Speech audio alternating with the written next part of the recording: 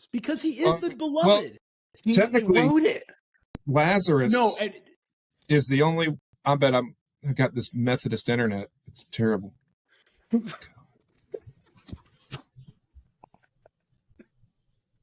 That's the opening clip. What is up, friends, family, community members, or anybody else who stumbled upon this? Welcome to the Waypoint Podcast. Have you ever felt like the Bible was too confusing, that it seemed out of dated or out of place, wondering if it can even connect with who you want to be? This podcast takes a brief look at the polled questions on our church's social media pages, and it brings scripture to life with new perspectives and with different people. The Bible is a living word, which means it's different for everybody, but it's a lasting truth that's been around for generations. On today's episode, we find out the answer once and for all. Who was Jesus' best friend? Jesus had 12 disciples, an entourage of people, but he had 3 friends that were with him through the transfiguration in the Garden of Gethsemane: James, John, and Peter. And today, 3 men argue those 3 divinities to answer once and for all, who is Jesus' best friend.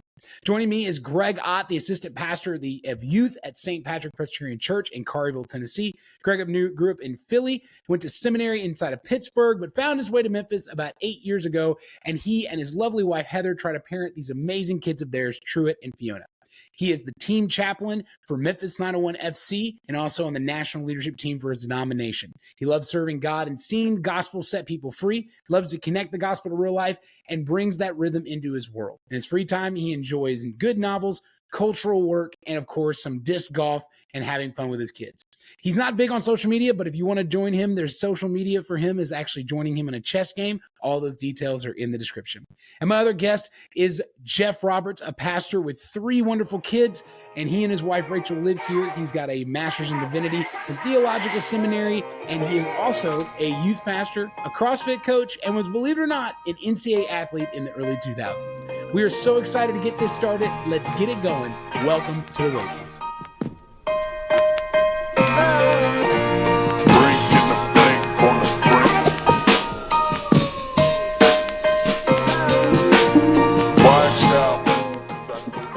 All right, gentlemen, I am so excited. It is episode number 5 of The Waypoint, and I have 2 of, I genuinely consider you guys some of my closest friends, if not my closest friends in ministry, because we've all been in ministry at different lengths. We have all seen our own ups and downs of it, but you guys have walked with me through some crap. I've walked with you guys through some crap. It's fun, and I am so excited that this topic today is between us 3.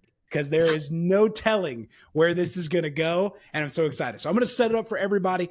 Today's episode, we are genuinely asking the question, who is Jesus's best friend? So Jesus had 12 disciples, 1,000,000-something followers, right? Where, I think that number is probably, accurate, somewhere in a concordance that works. But he had 3 friends, 3 specific friends that he called with him in the most intimate moments of his life. He called with them in the Garden of Gethsemane. He called with them at the Transfiguration. They were the guys. And that was, of course, Peter, John, and his brother James. And so now today, each of us have picked one of the 3, and we're going to finally decide who is the BFF. But before we do that, I gotta start us off with, what is a best friend? What is a BFF? So I went to ChatGPT, where all answers are true, and I found their definition. So this is the definition of a BFF.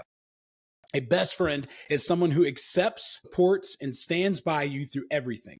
They listen, they laugh, they share in your joys, sorrows, offering trust, loyalty, and unwavering support. They make life brighter and more meaningful. So I don't know if I have someone in my life that's that way, but I know that Jesus definitely had somebody, and it's one of these guys. We each picked somebody. I got the best, John.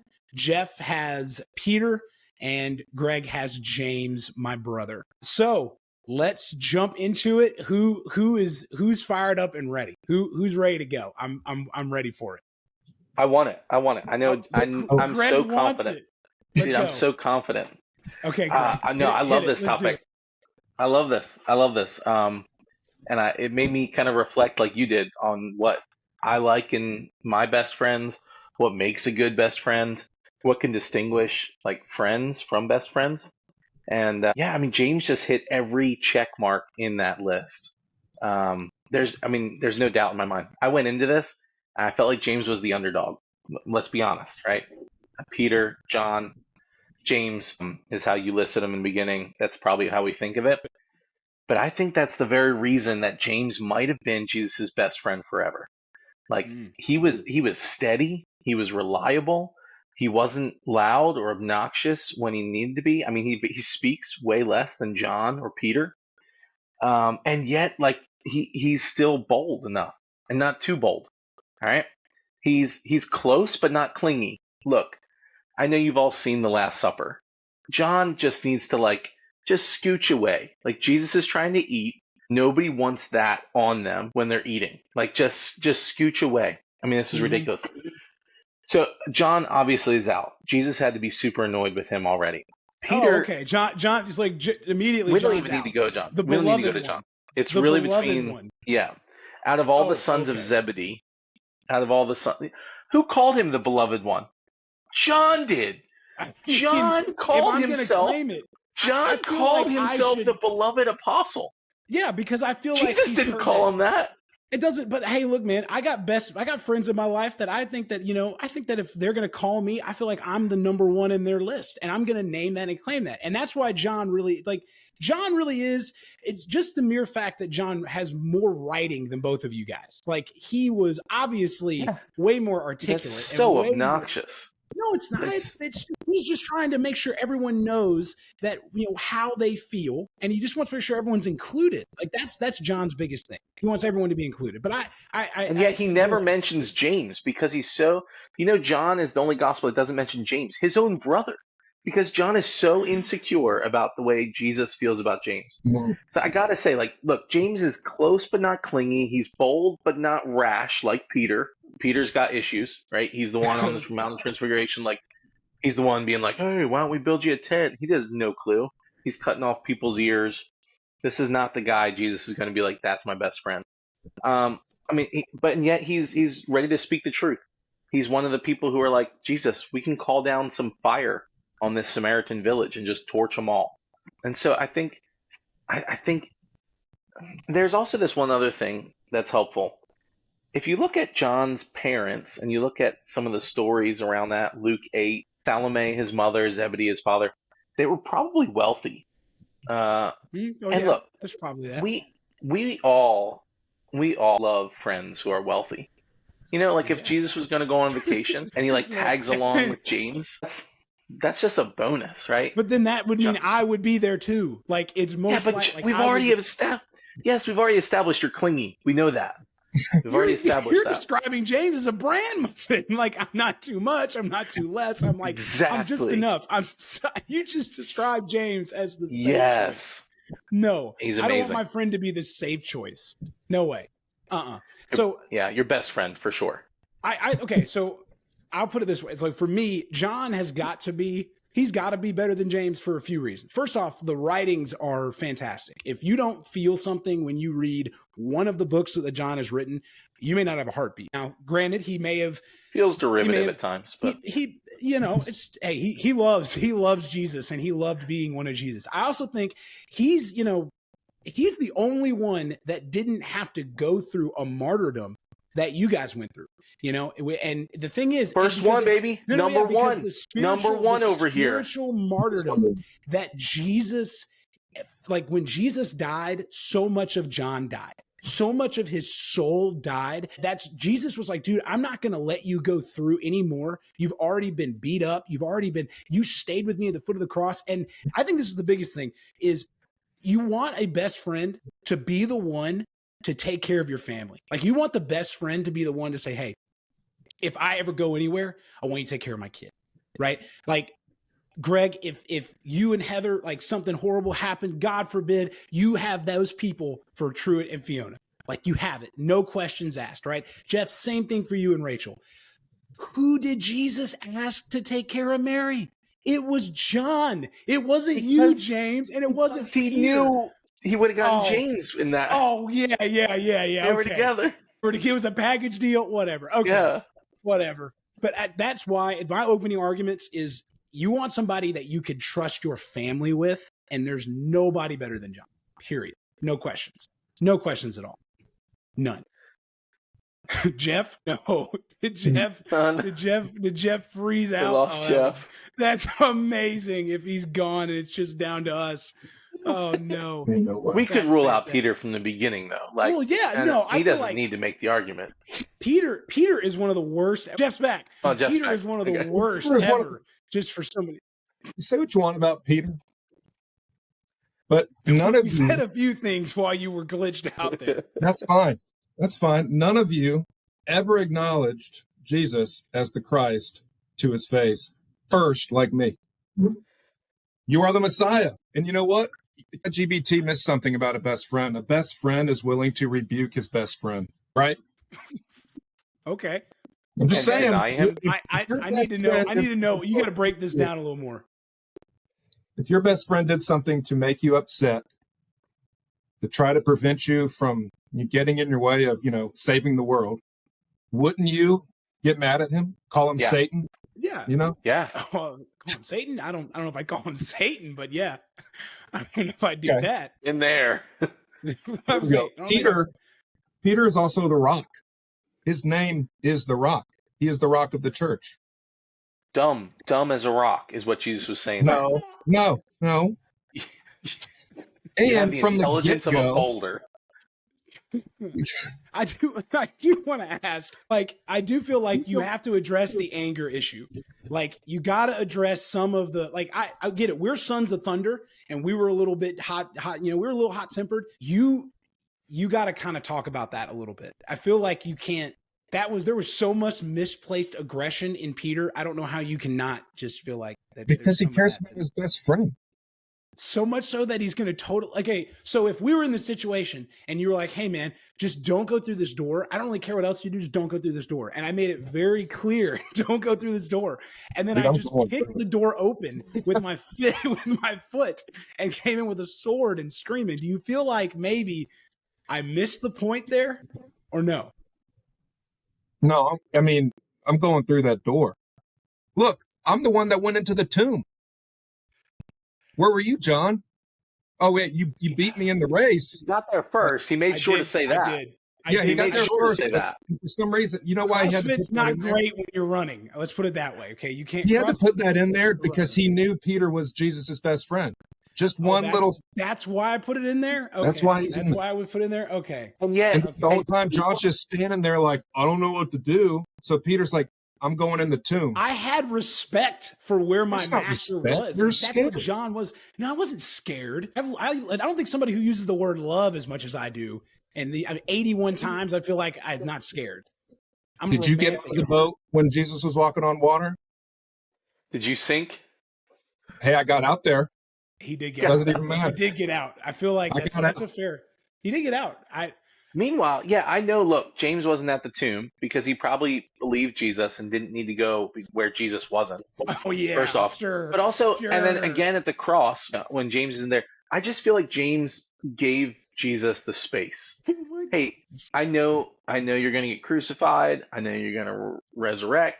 I'm just going to let you do your thing. I'm not going to be super clingy. I can be in your face, cutting off people's ears and stuff. At least we got the guts to do it. Yeah, I feel like the fact that you're like, oh, I just want to give you space. That's such a cop out. That's the cop out. It's that all breathing friends room, say. man. No, that's breathing room. That's no, beautiful. because again, if we're looking at what ChatGPT, which is, we're talking about truest form of intelligence, Truth, yes. right, is they will be there through everything. Like that means I understand the harshest thing you're about to go through. I'm not going to step out of the way, just like I'm gonna let you do you, bro. I'm not going to do that. No, absolutely not. That sounds really That's nice. why I was there at the foot of the cross. That's why John stood there for as long as he did, because he was so mortified about what was happening to the savior of the world, to his best friend, mind you. 100%. Sounds clingy. Hey, anytime the apostles, the disciples are listed in scripture, who's first? That's because the apostles wrote it. Not Jesus. What about Acts? I That's mentioned 195 times thanks to Luke. Yeah, that's Yeah. Well, Luke Peter's- Luke was always on Peter's side. Luke was one. Mhm. Luke didn't like John or James, Because so he that's not knew fair. he knew I had access. He knew you had. Yeah, okay. It was all. That's all it was. He just had to get okay, whatever. I don't. I don't agree with that at all. So I think there is some validity in the fact that, you know, if we're going to take this to another step further, it's the meaningful impact. So a meaningful impact of somebody. And I just got to say, you can't feel like it's more meaningful than John, because John's reputation has been completely unblemished. Whereas Peter got wrapped up in the whole Catholic Church thing and his name got used for a whole lot of different ways that shouldn't have been used. And still to this day is maybe never worked on those anger problems the way he should have. And John never did that. John got put into the, you know, island of Patmos and had to drink salt water and have some weird visions, but he literally created the best. I just think his lasting impact. Where is the most popular verse in the entire Bible? John 3:16. Whose book? It's John 3:16. The Apocrypha does not count here, Greg. It is only James is a book. Okay, it's not the same guy. It's not the same guy, but he has a book. I just want you to know that.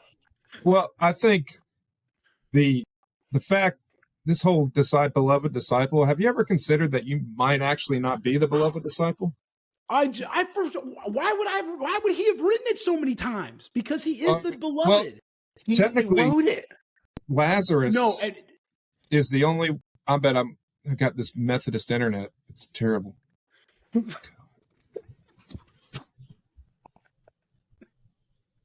That's the opening clip. That's oh, jeez.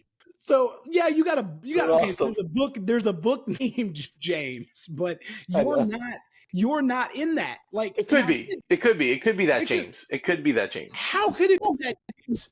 How could it like Methodist internet? Yeah. You're fat. So you were saying about something and then you broke out. Well, you know what? Yeah, thanks.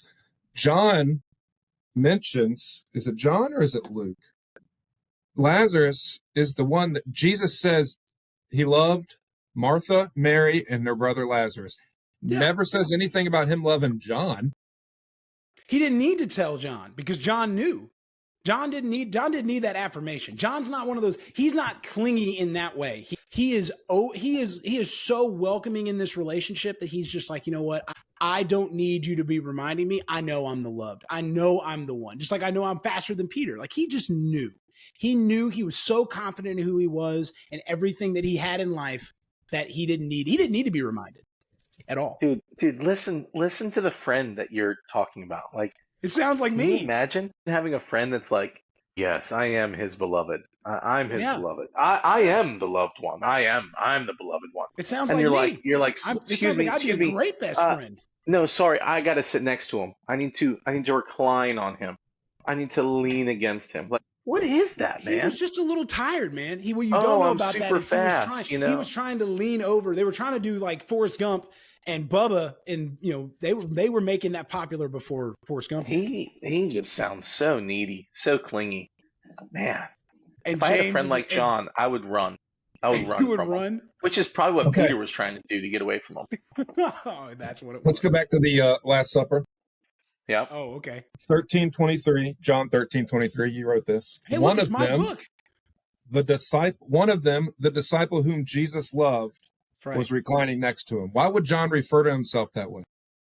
Because Jesus told him that when they were getting, like earlier in the ministry, when he was called. And respectably, the next verse has Simon Peter asking John to ask Jesus something. So it's clearly not Peter. Well, not the one he loved. No. Well, Peter also, and I'm not like just going to totally tear down Peter. Peter had a bad moment at this point. Like I think there's a lot in that.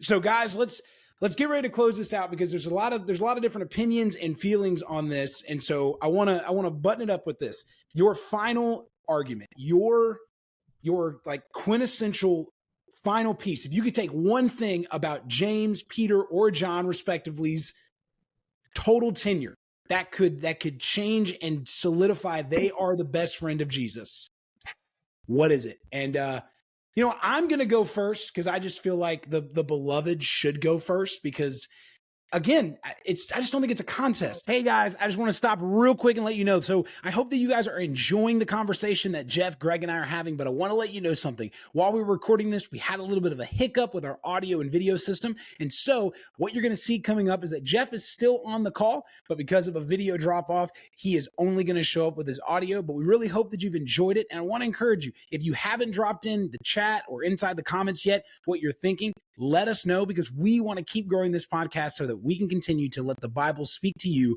in a very unique and impactful way. But again, let's jump back in to the conversations with me, Jeff, and Greg. John is and will always be the person that was the final note. This just, don't worry. At the end of the day, don't worry. Don't fall off. Everything's going to be okay. It's all going to work out. And that you want a friend like that. You want a friend that even when it's the darkest before the dawn, they're there and they stand for it and they don't give up, and they're going to remind you, hey, life's tough, but I'm not going to let you fall and forget this. So that's mine, as we wait for Jeff to jump back in here at some point. There he is. He's coming. Oh, that's fair. But I really feel like you're describing this John who is like hanging over Jesus as he wakes up every morning. Like, hey, buddy, how'd you sleep? How'd you sleep? You sleep pretty well? You were snoring pretty good. I was watching you. You know, I'd like to make a point that I did not, even though you interrupted me, I did not tear down either James or Peter. I essentially just said my piece and moved on. So that's my reasoning. Sure. You go ahead, Jeff, while you still can. Sorry, That Methodist internet. Yeah, General Conference really got us messed up. It's okay. Are we just doing closing arguments? Okay. Closing arguments. I think I am professor in, I did a lot of research on the Catholic web, on Catholicism. Fascinated, disputed leader of the church. I mean, Christ chose Peter. Well, he should have been. So did I. Calm down. I just got martyred later because I was martyred later. I cut off that guy's issues. So, but he was having a good friend is honest, indeed. Oh, I got. Okay. A good friend is honest. I will give you that. Okay, I'll close with this. We all know Jesus' BFF was not James, so I yield on that. It was a hard argument to make. It was a losing argument from the start. So I'll use my time instead this way. I just like to think about what it means that Jesus had close friends. Like, friendship is this beautiful thing. Friendship is the fact that, like, C.S. Lewis calls it the unnecessary love. It just has no biological purpose. It has no community purpose. It is a beautiful thing. Friendship is amazing. Since about the 1985, 1990 area, the term best friend took off. Like, it was rarely used. And all of a sudden, if you do a Google search of all the times that best friend is used, it takes off. And I think that's because we've turned friendship into something trivial, so we need to have a better word to describe it. And so that's why we talk about Jesus' best friend forever. Really what we're talking about is Jesus' friends. And so I'm hoping that we all have close friends and best friends that are just like real, true friends. And I found that in you guys. I found that in others. And that's what carries you through life. Like, Jesus had close friends. Who in the world do we think we are if we're like, yeah, I've got a spouse, or I've got a parents, I've got kids, I've got a bunch of acquaintances. No, like, Jesus had close friends. So what are we doing if we don't have those? I just think it's worth every ounce of time and sacrifice for us to go after those. And I'm privileged to have this conversation with two good friends about friendship. Amen. Dude, I love that. And so that was our takes on it. And so, guys, my kickoff to everybody in the comments is, let us know who won, and this is all good fun. This is all great, but it really is just let us know what you thought. Let us know about the whole experience, because at the end of the day, this is probably a topic that no one will ever get right. But it is, like Greg just said, it is the reminder that if the Lord of the universe needed friends to make it through 33 and a half years on this earth, what in the world are you waiting for? And if you need to connect with somebody, our socials are in the description of this video. You can connect with us, play some chess with Greg, have some fun, because it is all about connecting with people on this journey. The destination for anyone that believes is heaven. and has been called and it holds on, it is heaven. For the life here, though, it doesn't have to be this hellish, horrible experience. It can be something amazing. So, guys, this was a great conversation. I really appreciate y'all having it with me. I love you guys. That was fun. All right, guys. So thank you for this conversation. We're going to close out every episode that we close out on the Waypoint with a positive pin, because we all just need a little more positivity in life. Sometimes we just forget that there is a lot of things like having best friends, having great conversations like this, having internet issues that just remind us that we should have some fun and some positivity. And so, Greg, we're going to kick it off to you. What is something that is a positive pin as we kind of pin this episode in? Sure. I'll just share about a recent novel that I read, and it's called The Covenant of Water by Abraham Verghese. And it was just beautiful. Guys, I haven't been able to start a new novel since. It's been like 4 weeks. It's been sitting on my table at home, and I can't get out of that world because it was so beautiful. So if you're a reader, you enjoy good stories, check it out. It has a lot of cross. It has a lot of suffering and death. But all of that pushes towards this beautiful resurrection of heaven being found right here in the now, in family, in friends, in creation. And so I strongly recommend Covenant of Water to you. It is worth your time. It's positive. I like it. I love it. Okay, check it out. We'll drop it in the description. And Jeff, what's positive pin for you, brother? So months ago, my wife and I were out at a restaurant, and I met this guy who was talking. He's just a loud guy. He said he does mission work, and I started talking to him, and he has a podcast called Just a Guy in the Pew. His name is gosh, I hadn't talked to him in a minute, but Just a Guy in the Pew. He's a great guy. Over 300,000 followers. Wow. What he does is he goes around to Catholic parishes around the country, and he starts men's ministries. And what he does is he has a 3-day, like a conference, if you will, and he encourages men to be vulnerable, come together, and develop friendships, authentic friendships, instead of just the typical Saturday political jargon men's ministry.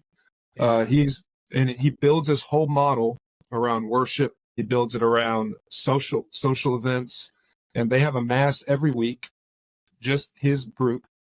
It's incredible. I went to mass with him. His name's John Edwards. Sorry for the delay on that. But because of him, I've gotten into Catholic theology and liturgy, and I've been studying a lot of liturgy. And I just think there's a lot of beauty in the Catholic faith.